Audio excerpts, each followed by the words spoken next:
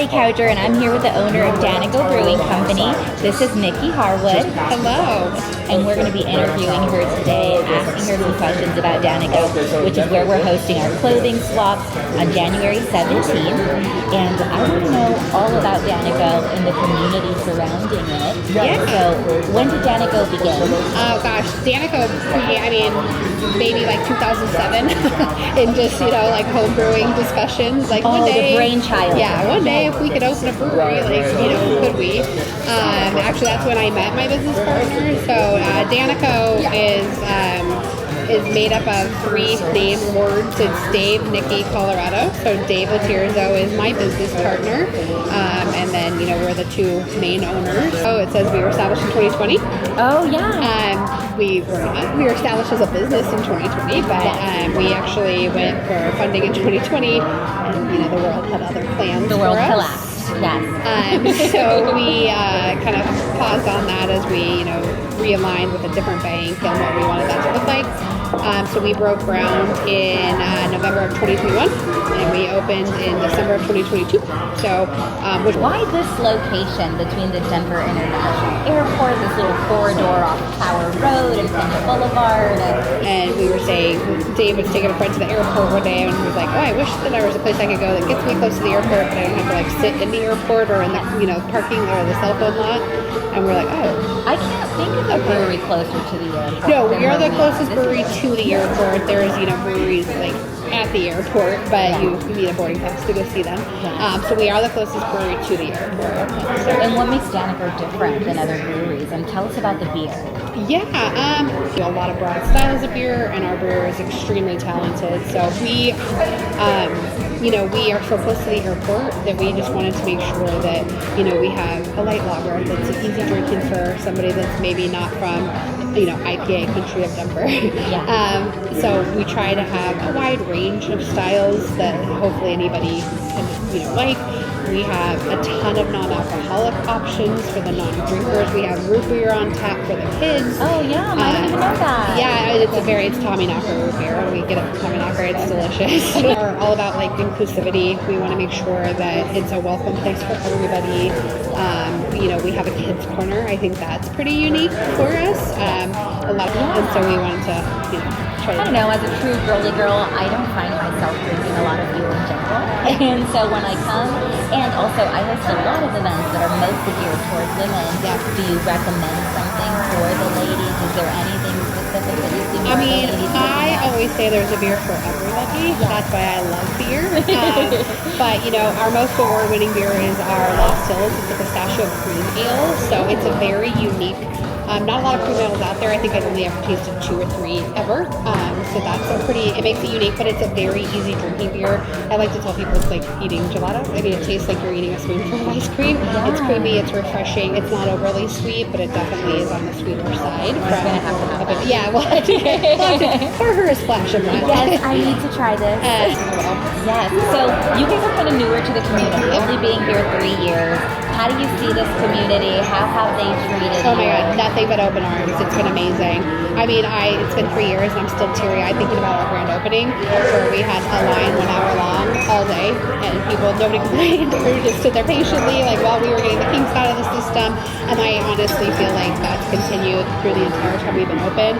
Like if I look down this bar right now, I see 4 regulars that are here, 4 days a week, and that's incredible to me as well.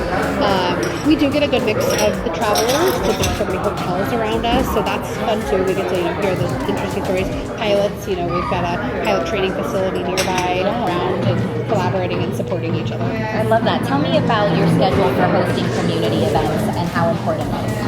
As far as events go, we have a monthly calendar. We put it out there. We've done anything from jewelry to cookie decorating, pumpkin painting. We have our beer fest. So all month long, we've got classes. We've got classes. Okay. Yeah, we work with some really talented people that come. Okay. We host our own events. We've done a chess competition. We've done puzzle building competitions. So like we also do our own internal.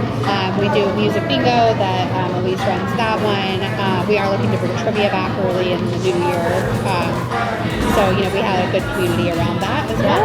So rolling back to events, what's been your favorite event? 100% drinking with friends. Okay, so that's our beer fest.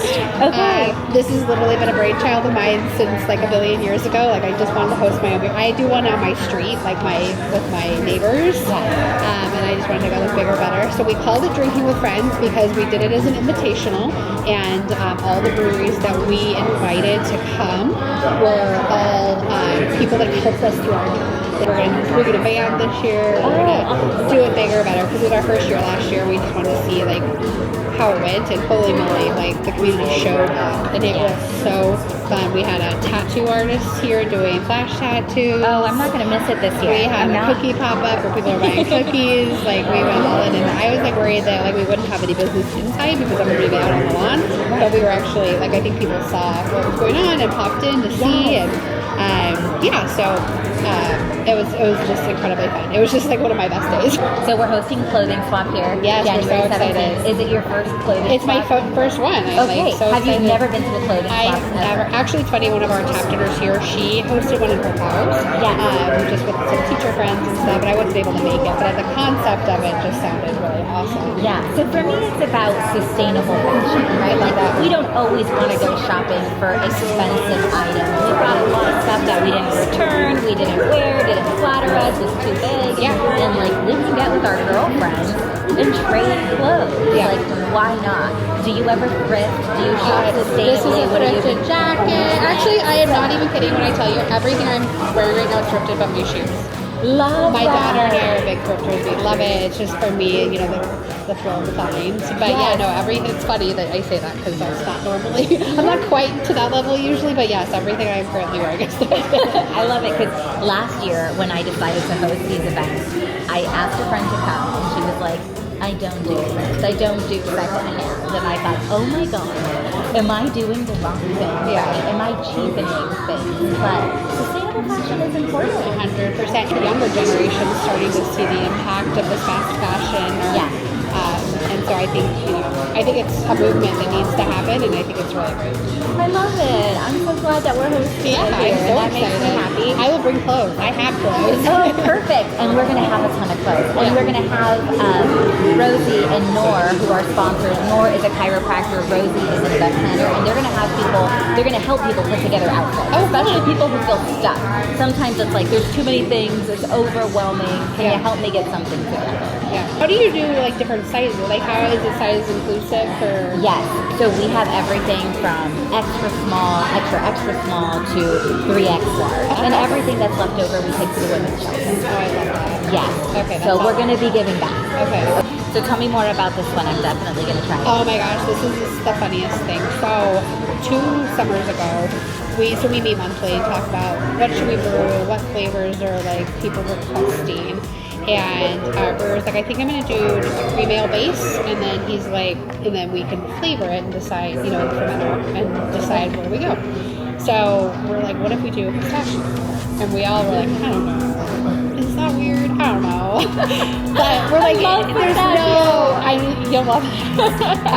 And the best part about it is it's a baking extract, so there's actually no nuts in it. Okay. So it is allergen friendly. Peanut free. Peanut free. Okay. That was something that was really, there's no dairy, there's no cream ale. A lot of people are under the misconception that means there's lactose or dairy in it. It does not have that. So this is a completely, I mean, as long as you can have gluten, like this is a completely good beer for that. But And you said 2 years. 2 years. So we only made half a batch, and we released it the weekend of the Craft Vale Beer Classic in Vale. And we were like, that's interesting, let's take it. And we won Best Beer of Summer with it. And then we had people literally calling after that festival, like, when can we get it? When can we get it? How long is it going to be on tap? and it sold so fast. All right. The other half of the take we had allocated to do a lemon lavender, and we never got to that. Oh my ever. gosh. We still to this day. But that never got sounds to that. amazing. I thought so but too. This is, It so tastes like ice tasty. cream, right? Yeah. It's crazy, but it's not like overly sweet, so you could have the whole pint of it. Are you even allowed to call this beer? I know people get that a lot. Yeah. It's funny. My husband is like a hophead, IPAs, and we converted him. He'll come in and order a lot still, so then he'll have an IPA after that, but he starts with that. Delicious. So yeah, it's a really, really fun one, and I like to tell people, like, if you're intimidated by just like a lager, just a light beer, like try that. Yeah. We also, I don't know if you know the artist Kelsey Montague. She does the big wings in Nashville that is like people the Bachelorette parties right after. She's a local artist, and she did our mural in exchange for brewing a beer here. So we have a Kelsey Montague beer on tap, and she gets proceeds from the beer. We have a featured artist here. We don't take any cut of that. Yeah. We just provide the space for the artists to be able to sell to the community. Had really great luck. Such talented people. It's incredible.